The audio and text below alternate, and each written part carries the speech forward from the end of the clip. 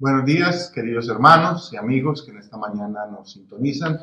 Es un gozo y una alegría poder compartir una vez más la preciosa palabra del Señor con todos ustedes. Y desde muy niño solía oír a mi abuelo con cierta regularidad decir una frase que a mí me sonaba extraña, y es que el papel puede con todo. Generalmente la decía cuando la gente venía a pedirle dinero prestado y le ofrecían firmarle algún documento o letra de cambio como garantía de que sí le pagarían el dinero. Fue una frase que por mucho tiempo no pude entender.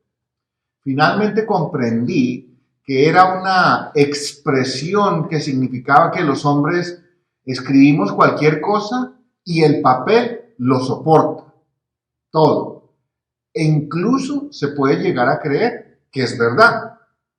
En el fondo, quizás ese concepto de incredulidad con respecto a lo que los hombres escribimos es lo que nos lleva a dudar de si la palabra de Dios es verdad o no. En gran medida, ese es el debate que en torno de la palabra de Dios se ha desarrollado por varios siglos, se ha dado por siglos. Un argumento es que la Biblia es un libro escrito por los hombres y por lo tanto no puede ser 100% confiable. Otra parte del argumento es que además es muy antiguo como para que nosotros en pleno siglo XXI estemos creyendo en su contenido. Para muchos estos argumentos les suenan bastante fuertes, razonables y convincentes, pero en realidad no son más que una excusa que se ha perpetuado a través del tiempo. Como alguien dijera por ahí, una excusa es una mentira bien planeada. Solo hay una manera de saber si la Biblia, es decir, la verdad, y aquí me refiero a la verdad con mayúscula o no, es verdad, valga la redundancia. Pero antes de responder cuál es esa manera en que podemos probar si la Biblia o la palabra de Dios es verdad, quiero darle una ilustración que quizás nos ayudará a entender mejor todo este asunto. Y yo recuerdo que hace un tiempo sufrí una quemadura y el doctor me formuló una crema especial para ayudarme a sanar y a cicatrizar la herida. Fui a la farmacia y la compré, la llevé para mi casa, la guardé en el botiquín siguiendo todas las instrucciones del fabricante, de la farmacéutica, que fabricó el medicamento, de cómo y dónde se debía almacenar. Pero eso no sería suficiente para saber si en verdad funcionaba o no. La única manera que tenía yo de comprobar si era verdad que aquella crema haría todo lo que el médico y el fabricante decían con respecto a la calidad y eficacia de su producto dependía de una sola cosa. Todo eso dependía de una sola cosa: que yo me aplicara la crema en la parte en que me quemé exactamente, siguiendo esas instrucciones. La crema podía haber sido muy buena, pero sin la aplicación nunca hubiera sabido si en verdad era buena, ni tampoco habría podido comprobar si lo que el fabricante decía que era verdad, y tampoco hubiera podido recibir el beneficio. La verdad es que la crema sí funcionó, fue muy buena y no me dejó ninguna cicatriz. Con la verdad de Dios tendremos que hacer exactamente lo mismo para comprobar su veracidad y efectividad. No será suficiente que leamos la Biblia de pasta a pasta o hacer un riguroso análisis tanto lingüístico como literario e histórico. Todo esto es bueno, ojo, no me malentiendan. Cuando leemos la Biblia tenemos que hacer todo este ejercicio, sí, claro que lo más profundo que podamos. Pero ese será solo el primer paso. En realidad, si queremos comprobar que la Biblia y las enseñanzas de Jesús son verdad, tendremos que aplicarlas de manera directa y personal a nuestras vidas. No hay otra manera. Creer en los debates o en las afirmaciones de otros que dicen que la Biblia no es verdad, que esto, que lo otro, no será suficiente para usted, ni debe ser suficiente para mí. Para saber si la enseñanza de Jesús es verdad, solo tenemos una alternativa. Y es responsabilidad de cada uno de nosotros comprobarlo. Los religiosos de Israel, ante las enseñanzas de Jesús, trataron diferentes tipos de argumentos para desvirtuar la legitimidad de la palabra de Dios. Valga la pena señalar, la estrategia después de todos estos siglos no ha cambiado, sigue siendo la misma. Y como veremos hoy en el pasaje, que será el centro de nuestro sermón, los judíos acusaron a Jesús de ser un iletrado. Preste atención al argumento. Y por lo tanto, según ellos, él carecía de autoridad y de las credenciales suficientes para enseñar la palabra de Dios.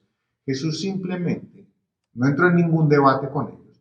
Simplemente afirmó que las enseñanzas que él estaba dando al pueblo eran verdad, porque venían de Dios y ellos podrían comprobarlo si querían con un método muy sencillo. El método sigue siendo el mismo para nosotros hoy. Así que lo invito para que abramos nuestras Biblias en el Evangelio de Juan, el capítulo 7, los versos 14 al 18. Y prestemos mucha atención a lo que el Señor nos quiere decir hoy. Veamos por qué los judíos cuestionaron las enseñanzas de Jesús y cómo Él les respondió y les dio por lo menos dos razones de por qué su enseñanza es la verdad. Y cuál era el propósito y cuál sigue siendo el propósito fundamental de esa verdad que Jesús enseñó. Así que vamos a mirar esos dos aspectos, pero vamos a señalar en una primera parte, o para ponerlo en contexto, explicar un poco por qué la enseñanza de Jesús fue cuestionada por los judíos. Hay una razón y es bueno explicarla. Y luego miraremos por qué en este pasaje encontramos dos elementos que son fundamentales. La enseñanza de Jesús proviene de Dios y la enseñanza de Jesús es verdad porque glorifica al Padre. Esos son los dos puntos que Jesús les dio a ellos. Así que vamos a la lectura y dice: mas a la mitad de la fiesta subió Jesús al templo y enseñaba. Y se maravillaban los judíos diciendo: ¿cómo sabe este letras sin haber estudiado? Así que lo primero que vamos a tratar de dar es un poquitico de contexto y de tratar de entender por qué estos judíos cuestionaron las enseñanzas de Jesús. La enseñanza de Jesús fue cuestionada. Juan relata que en medio de la celebración de la fiesta de los tabernáculos, como empezamos y lo vimos la semana pasada, la presencia de Jesús causó varios efectos. Entre ellos, uno fue que la gente tuviera temor de hablar abiertamente de Jesús y prefirieron más bien murmurar. Y por el otro lado, los religiosos tuvieron temor de perder lo que más amaban y señalaron a Jesús de engañador. Ahora nos encontramos a Jesús enseñando en el templo, en las instalaciones del templo. Y Juan nos dice que esto causó una vez más que revuelo, admiración entre el pueblo. Pero esta admiración no es algo como positivo, sino esa admiración es como de disgusto, es lo que está tratando el autor de decirnos en el texto original. Y la pregunta que se hacían ahora los judíos era acerca de cómo Jesús sabía todas estas cosas sin haber estudiado. Más que admiración, estaban chocados. A lo que se referían estos judíos es que ellos no habían visto a Jesús estudiar la ley, ¿sí? Bajo la dirección de ningún maestro reconocido, un rabí reconocido en Israel. Porque para ellos la única manera válida para que alguien pudiera enseñar públicamente a otros era ser reconocido, haber sido visto sentado a los pies de un ilustre maestro. Recuerde que Pablo nos habla precisamente de eso y dice que él fue educado o estudiado a los pies de Gamaliel, una expresión de dónde tenía Pablo su conocimiento. Los judíos en el momento de Jesús estaban preguntándose, bueno, ¿y a qué horas estudió? ¿Con quién estudió? ¿Quién fue su maestro? Y por eso lo cuestionan. Están buscando que Jesús les explicara cuál había sido su maestro, para entonces poder considerar si sus enseñanzas eran válidas. Así que aquellos hombres no estaban, mire, preste atención a este asunto y es parte del argumento, estos hombres no estaban preocupados por el contenido de lo que Jesús estaba diciendo. Estaban preocupados más por el legalismo, por las credenciales, por quién fue su maestro, antes de preocuparse por lo que era verdaderamente importante. ¿Era verdad lo que Jesús estaba enseñando? ¿Estaba de acuerdo con la ley? No deja de notarse en el texto por parte de los judíos cierto desprecio por Jesús, porque ellos eran los únicos que se abrogaban el derecho de tener la capacidad y el entrenamiento para enseñar al pueblo la ley. O sea, se creían que eran los únicos. Y hasta en ese aspecto Jesús les causa sorpresa y por eso la sabiduría y la enseñanza de Jesús fue cuestionada. Un refrán popular dice que no se debe juzgar un libro por la portada. Parece que los judíos no conocían ese refrán. Bueno, claro, no lo conocían porque no estaba en esa época, apenas es una forma de decir. Desafortunadamente, nosotros los seres humanos muchas veces hacemos juicios de valor basados únicamente en las apariencias externas. Nos apresuramos a despreciar la opinión o la sabiduría de otras personas simplemente porque creemos que no cuentan con las credenciales suficientes. Esta circunstancia nos lleva muchas veces a equivocarnos, pero valga la pena aclarar, no obstante, es importante resaltar que en ciertas ocasiones es verdaderamente valioso que nos cercioremos de que aquella persona que nos va a compartir algún conocimiento, sea de manera formal o informal, tenga por lo menos los requisitos mínimos que la califican para ese trabajo. Esto es prudente y sabio, y en cierta medida lo que los judíos estaban haciendo. Lo que no es prudente ni sabio es desechar a la persona con base a su apariencia únicamente, sin haber examinado primero sus argumentos. Y eso era lo que los judíos estaban haciendo en este caso con Jesús.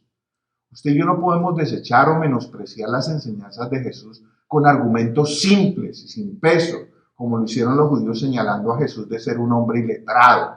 El texto podría permitir la traducción de que aquellos hombres estaban señalando a Jesús de ser un analfabeto, no saber ni siquiera leer. En el original permite esa traducción. Tampoco podemos valernos de que la Biblia es un libro muy viejo o que está escrito por hombres y etcétera, y etcétera, y etcétera. Tampoco podemos cuestionar las enseñanzas de las Escrituras y las enseñanzas de Jesús simplemente porque no las creemos o porque nos parecen demasiado difíciles de entender y sobre todo de practicar. Pero en el fondo, muchas de la razón por la cual rechazamos la verdad de Dios es porque nos confronta. En gran medida esta fue la razón por la que los judíos refutaron las enseñanzas de Jesús. Y su mejor argumento, ¿cuál fue? Tratar de señalar a Jesús de letrado. En el pasaje anterior, ¿qué fue lo que trataron de decir acerca de Jesús? Que era un engañador. Ahora, que era un iletrado, una persona que ni siquiera sabía leer.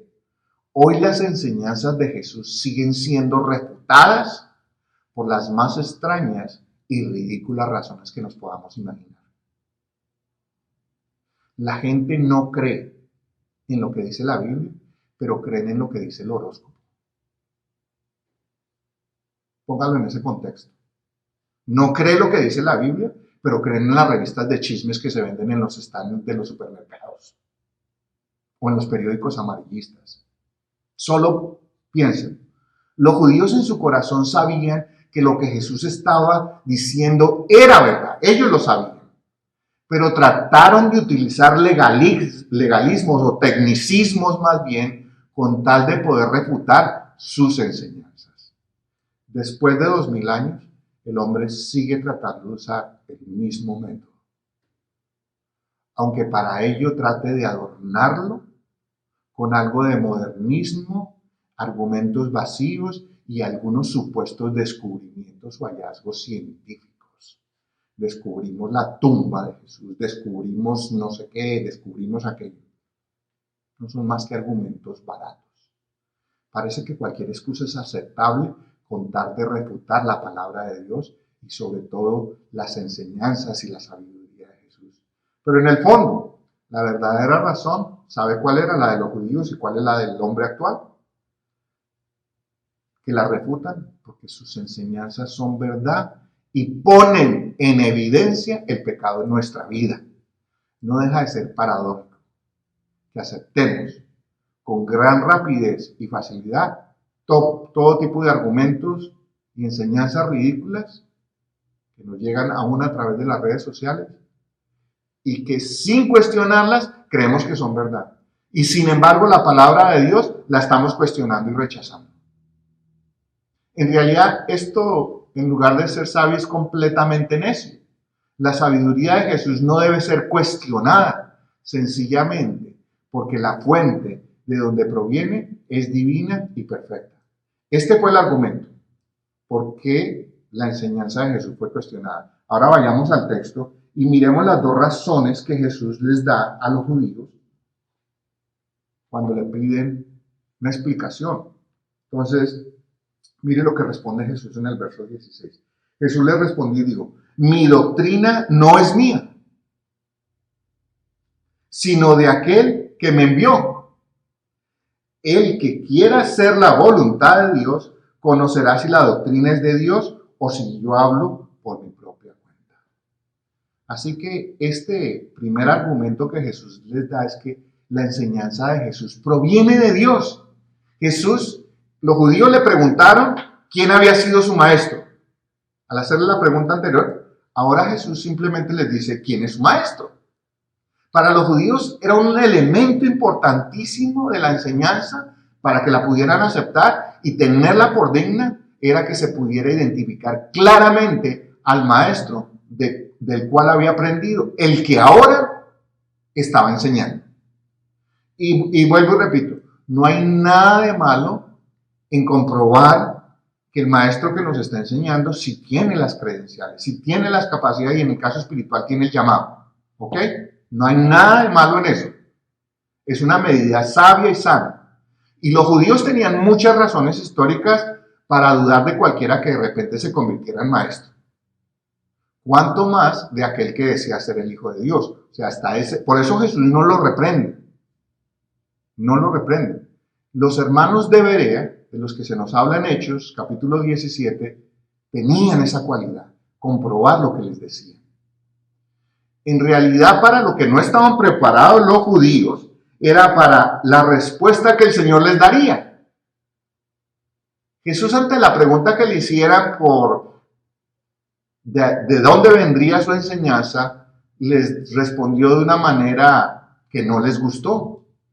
Jesús actuó con toda humildad y sencillez y en lugar de tratar de autojustificarse o reclamar algo de honor para sí mismo, rápidamente señaló que el maestro del cual había recibido tales doctrinas era el Padre, nada más ni nada menos, directamente del Padre. Obviamente esto debió ser completo y absolutamente ofensivo para ellos, porque ellos estaban acostumbrados a recibir las enseñanzas de otros hombres, el maestro o el rabí fulano de tal. No, Jesús dice fue mi Padre. Jesús les dice que solo aquellos, y aquí viene el elemento interesante, quisieran hacer la voluntad, si ellos querían comprobar que lo que él estaba diciendo era verdad, solo tenían que hacer algo. Y de esta manera sabrían si la doctrina que él les estaba enseñando venía de Dios o era una invención humana. Él lo dice en el texto, en otras palabras, pero lo dice ahí. Así que Jesús los confrontó para que probaran por ellos mismos de dónde venía esta sabiduría, de dónde venía esta enseñanza que ahora él estaba compartiendo con el pueblo. Y si aquellos hombres hubieran sido honestos, tendrían que haber llegado a una sola conclusión. La sabiduría y la enseñanza de Jesús provenían de Dios directamente. Mire mi hermano, mi amigo que me escuche en esta mañana. Todas las profesiones tienen su parte teórica, que aprendemos en el aula de clase, en el salón de clase. Pero solo sabremos si esto que nos enseñaron los maestros en el aula es verdad o no, es cuando lo pongamos a prueba o lo pongamos en la práctica en el mundo real. Eso es parte de lo que nosotros comúnmente llamamos el método científico. Probar una teoría o una enseñanza y ver si funciona o no bajo diferentes circunstancias y en diferentes ambientes. Un ejemplo es el punto de ebullición del agua. Nos lo pueden enseñar como un número, solo hasta cuando vayamos y lo probemos, pongamos agua a hervir, sabemos si ese punto es verdad o no. O la ley de la gravedad, por ejemplo, también. En cuanto a lo espiritual, podemos ir al salón de clases, tomar una clase que se llama evangelismo explosivo, que no tiene nada que ver con explosivos, ¿ok? Y solo vamos a saber si esa clase es verdad y sirve para lo que nos la dieron cuando vayamos a la calle a compartir el evangelio. Lo mismo puede pasar con la oración, con diferentes aspectos espirituales que la palabra de Dios nos enseña. Tratándose de nuestra vida espiritual, la única forma de probar si lo que las escrituras nos dicen es verdad o no, es cuando tomamos esa verdad, cualquiera que ésta sea, dentro del compendio de las escrituras, y la aplicamos a nuestra vida y podemos ver el cambio que ésta produce en nosotros. Es la única manera. Que no nos quepa la menor duda que si a conciencia y con sinceridad aplicamos las enseñanzas de Jesús, solo hay dos posibles reacciones y ambas están claramente registradas y muy bien documentadas en la Biblia. Por un lado, se recibe la enseñanza de Jesús y esta nos convence de nuestra condición de pecadores y nos hace volvernos a Él, nos arrepentimos y cambiamos nuestra manera de vivir. Los discípulos y todos los hombres que se convirtieron en la Biblia, tanto Antiguo como Nuevo Testamento, son un testimonio de ese cambio, de que eso es verdad. Por el otro lado, rechazamos las enseñanzas de Jesús, nuestro corazón se endurece, nos alejamos de Él, le damos la espalda y nuestra condición se empeora. Los judíos son un ejemplo palpable de esta otra posibilidad. Así que en este caso no hay términos neutros. Cuando la palabra nos es enseñada, solo hay estas dos alternativas. O nos volvemos a Dios o nos volvemos contra Dios. No hay más. Eso es todo lo que va a suceder. Y le voy a dar un dato que lo va a maravillar. Cualquiera de estos dos resultados es 100% infalible. No hay más posibilidades. Es maravilloso saber que cualquiera de nosotros tiene la posibilidad de comprobar por sí mismo si lo que Jesús enseñó viene de parte de Dios o es simplemente una enseñanza humana. Jesús lo dice en el verso. Se lo dice a los judíos y no lo dice a nosotros. Así que mi hermano y mi amigo que me escuchan en esta mañana, lo animo a que pruebe de dónde proviene la sabiduría de Jesús. Tome un pasaje de las Escrituras que Jesús haya enseñado. En el Nuevo Testamento, los 4 evangelios están llenos de pasajes directamente enseñados por Jesús. Hoy es muy fácil conseguir una Biblia que tenga el texto resaltado en rojo y que normalmente se cree o se le acredita de que son las palabras de Jesús, ¿cierto? Coge ese texto y aplíquelo sinceramente a su vida por el tiempo que sea necesario. Así como yo me tuve que aplicar aquella crema por un tiempo determinado, usted aplique ese texto a su vida, el que quiera que sea, y observe a ver qué pasa. Esto le demostrará lo que le estoy diciendo. Allí va a tener la prueba de si la enseñanza y la sabiduría de Jesús proviene del Padre o no, si es divina o humana. Por el resultado, usted es la prueba. Jesús estableció un método infalible para comprobar si sus enseñanzas de verdad provenían de Dios. o si eran simplemente las ocurrencias de algún maestro bueno. Y esta única manera es poniendo en práctica la palabra de Dios y observar el efecto que ella tiene sobre nuestras vidas.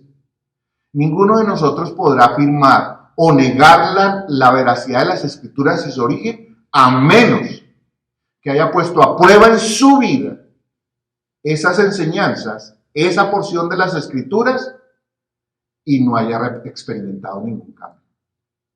Jesús no exhibió credenciales de un maestro famoso, no dijo, mire, yo me eduqué con tal maestro, yo fui a tal parte, no. Tampoco trajo diplomas de ninguna gran escuela rabínica de su tiempo. Ni tampoco afirmó, lo que hubiera podido ser más fácil, que era un autodidacta, que se había consagrado a estudiar las Escrituras y que debido a su esfuerzo y a su consagración lo había logrado. Siempre le dijo a los judíos que esa doctrina no era suya, sino de aquel que lo había enviado. Siempre señaló al Padre como el origen de todo lo que él hacía. Y que cada uno de ellos podría comprobar de dónde venían sus enseñanzas con solo que hicieran la voluntad del Padre. Y ahí tendrían su respuesta. Eso fue lo que Jesús les dijo. Hagan la voluntad de Dios y ahí tienen la respuesta de dónde provienen mis enseñanzas. Para nosotros es igual. Solo el que quiere hacer la voluntad del Padre comprobará de dónde provienen las enseñanzas de Jesús. Solo aquel que quiere hacer la voluntad del Padre. El verso 18 dice, el que habla por su propia cuenta, su propia gloria busca. Pero el que busca la gloria del que le envió, este es verdadero y no hay en él injusticia. Así que aquí está el segundo punto que Jesús le da a los judíos, la segunda parte de su respuesta de por qué la doctrina que él enseñaba era la verdad. La enseñanza de Jesús es verdad porque glorifica al Padre. Jesús desplegó aquel día una sencillez majestuosa, como siempre, porque no intentó demostrar ni argumentar que aquella doctrina que él estaba enseñando al pueblo y que ellos escuchaban, algunos con tanto interés y admiración, fuera suya. Esto me lo inventé yo, esto lo razoné yo. Jesús tenía claro que él no había venido para que los hombres lo alabaran y lo glorificaran. Él había venido para que los hombres conocieran y glorificaran al Padre, al que me envió. Y supieran que las enseñanzas que él les estaba dando eran la verdad. Jesús sabía que el Padre era el único que merecía toda la gloria y que el trabajo de Jesús era revelar la verdad y la voluntad de Dios al pueblo de Israel y a toda la humanidad. Jesús reconocía y aceptaba con gozo y humildad su oficio de mensajero. Nosotros los predicadores también debemos hacer lo mismo, aceptar nuestro oficio de simples mensajeros. Para Jesús todos aquellos que hablaban por su propia cuenta, lo único que estaban buscando de forma mezquina era su propia gloria y honor. Y para conseguirlo se valían de sus credenciales y de sus conocimientos. Para Jesús su única motivación para enseñar la verdad era para demostrar que esa verdad venía del Padre y que la gloria debía ser para el que lo había enviado, es decir, para el Padre. Nosotros desde que somos niños, uno de los grandes retos que enfrentamos en la vida es el concepto de qué es la verdad. Cuando éramos niños fuimos castigados, bueno, por lo menos hablo por mí, no sé ustedes, por no decir la verdad. Nuestros padres siempre estaban luchando con nosotros para que dijéramos la verdad. Hoy que somos adultos, y vuelvo y hablo por mí, seguimos teniendo esta lucha, no solo con nuestros hijos, sino con nosotros mismos. ¿Qué es la verdad? Para nosotros la verdad define lo que es bueno y la mentira define lo que es malo. La verdad es un asunto profundamente complejo desde la perspectiva humana. Y por eso hay tantos debates filosóficos, teológicos, científicos y políticos acerca de qué es la verdad o qué es verdad y quién tiene la verdad. Pero la realidad es que más allá de todos estos debates, de todo aquello que nosotros queramos argumentar acerca de la verdad, la Biblia es bastante pragmática y sobre todo clara acerca de la verdad. Las Escrituras nos dicen que la verdad no es ni un concepto filosófico, tampoco es un concepto teológico, ni tampoco un término simplemente etimológico o lingüístico. ¿Sabe qué dicen las Escrituras que es la verdad? La verdad es una persona y esa persona es Cristo. Eso lo vamos a ver mucho más adelante cuando veamos Juan capítulo 14, por allá lo vamos a encontrar que Jesús afirmó, yo soy la verdad. Así que en realidad el único dueño de la verdad es Dios, porque la verdad es Dios mismo. ¿Y por qué estoy diciendo todo esto? Porque precisamente lo que Jesús manifiesta en este pasaje es que su enseñanza es la verdad y solo aquellos que la aplican a su vida están en la verdad. Y como resultado de estar en la verdad, es decir, estar en Cristo, glorificarán al Padre. Así que la verdad, aparte de ser una persona, es una forma de vida. No es simplemente lo que decimos o creemos, sino especialmente lo que hacemos. Y solo tenemos y estamos en la verdad cuando nuestra vida genuinamente así lo evidencia. Y como resultado de estar en esa verdad, es decir, en Cristo, Dios es glorificado. Con lo que hacemos y con lo que la gente ve en nosotros. Podemos hablar mucho de la Biblia. Podemos saber mucho de la Biblia. Podemos memorizar muchos textos de la Biblia. Pero aún así podríamos no estar en la verdad. Incluso al igual que los judíos, podríamos utilizar todo el conocimiento que tenemos acerca de la verdad, pero por los motivos y las razones equivocadas, para buscar nuestra propia gloria. Jesús, que es la verdad, nunca buscó su propia gloria, sino que todo lo hizo siempre, todo lo que él realizó, todo lo que él vino a hacer, lo hizo para la gloria del Padre. Por eso se dedicó a enseñar con sus palabras y con su vida la verdad de Dios. Por siglos los creyentes hemos pensado, hemos peleado, unos contra otros para tratar de demostrar quién tiene la razón y quién es el dueño de la verdad, qué denominación, qué grupo, qué iglesia, todo este tipo de cosas. Para de esta manera intentar mezquinamente apropiarnos de lo que por derecho solo le pertenece a Dios. La gloria de la verdad no la tiene una iglesia, la tiene Cristo. Y solo la iglesia que está en Cristo tiene esa verdad. Para Jesús la única gloria que importaba era la del Padre. Y la enseñanza que él impartió precisamente señalaba claramente de dónde provenía y a quién pertenecía y a quién se le debía rendir todo honor y gloria. Y ni por un instante, Jesús la reclamó para sí mismo.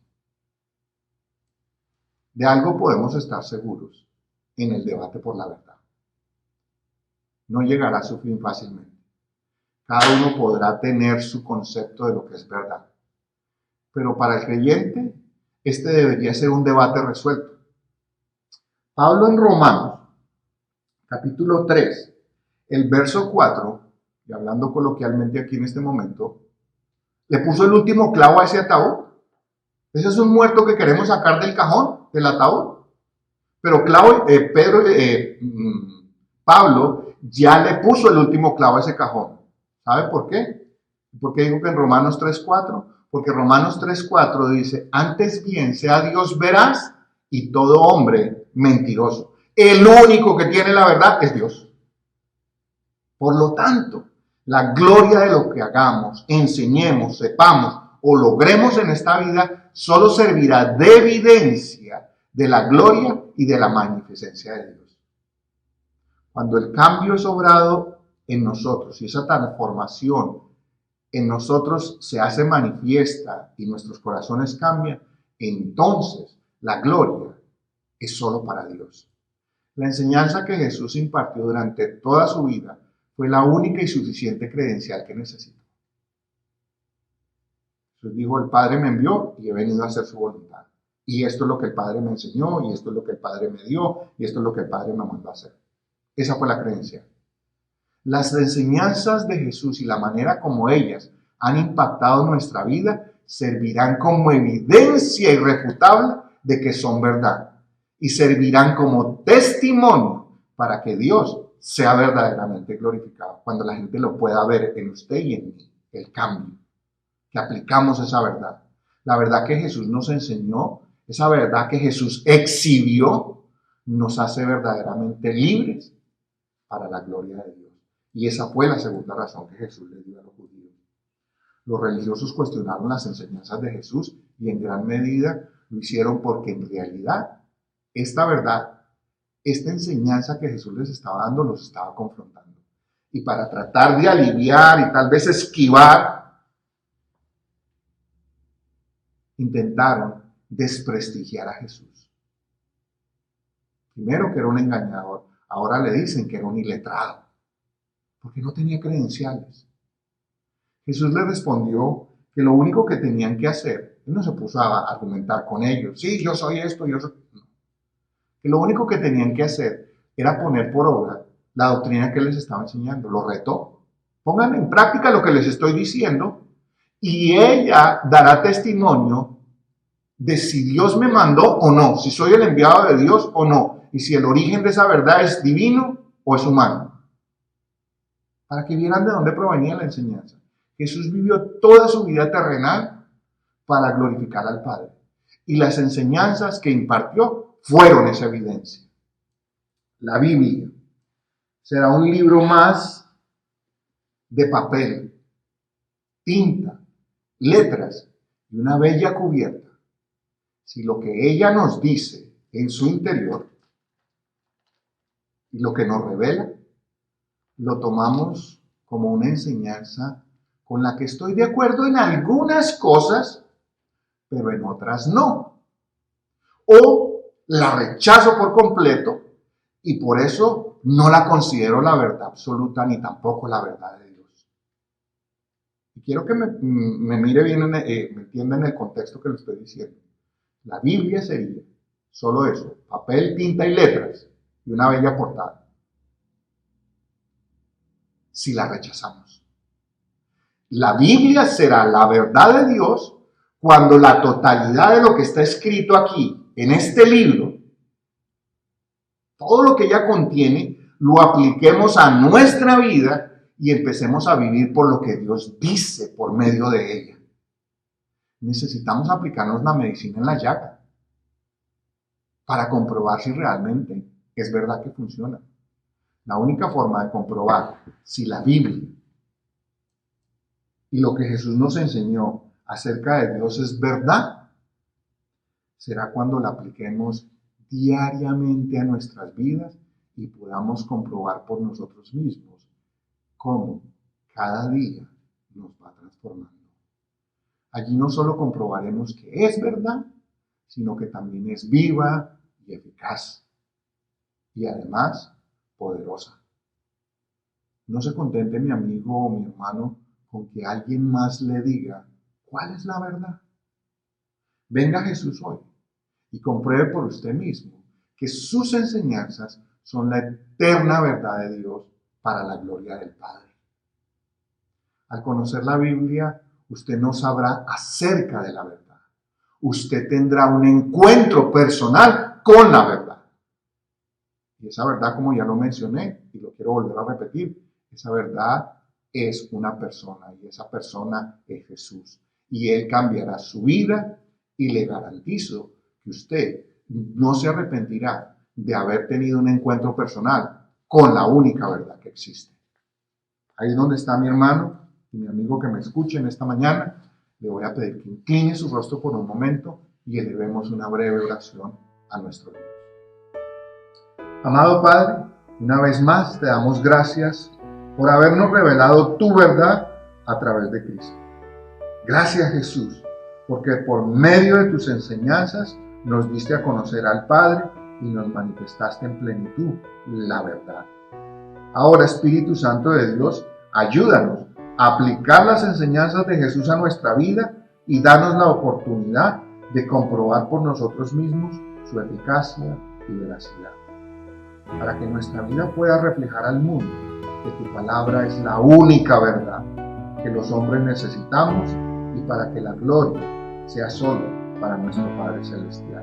En tu nombre, Jesús, oramos y damos gracias.